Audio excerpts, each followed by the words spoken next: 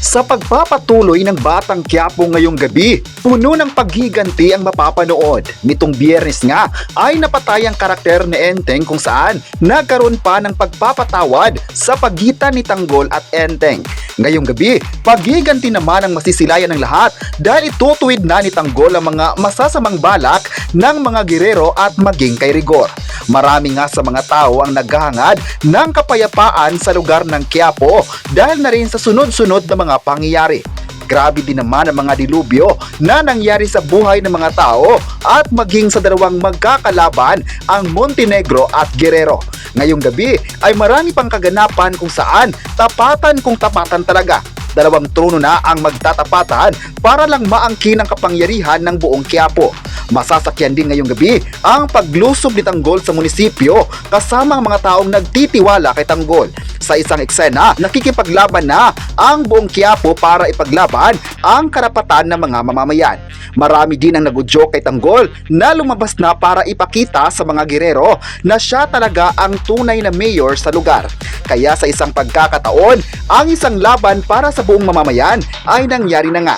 Nagrally na ang mga tao kasama si Tanggol papasok sa munisipyo kung saan nakaantabay na rin ang kampo ni Miguelito. Galit na galit din si Miguelito dahil sa pakikipaglaban ng mga tao. May mga tao ang nasaktan at yung iba naman ay nahihirapan sa sitwasyon. Pero ang mga gerero ay di pa rin paawat kung saan ginamit na nila ang kapangyarihan para lang hindi makapasok ang mga tao.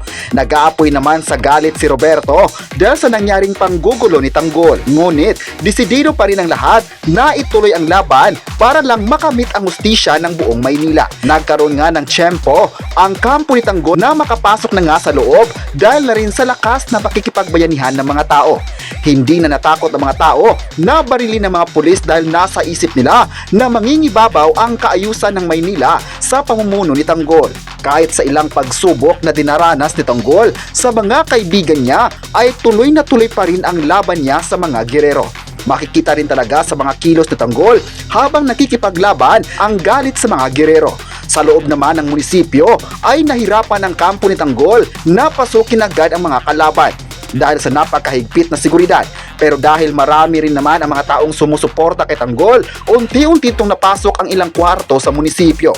Talagang makikita din talaga ang galit ni Miguelito sa aksyong ginawa ni Tanggol sa lugar. Ito lang din kasi ang paraan para mapatalsik ang mga gerero na noon pa man ay binulag na ang mga tao sa kanilang mga pangako at pag-aangkin sa trono.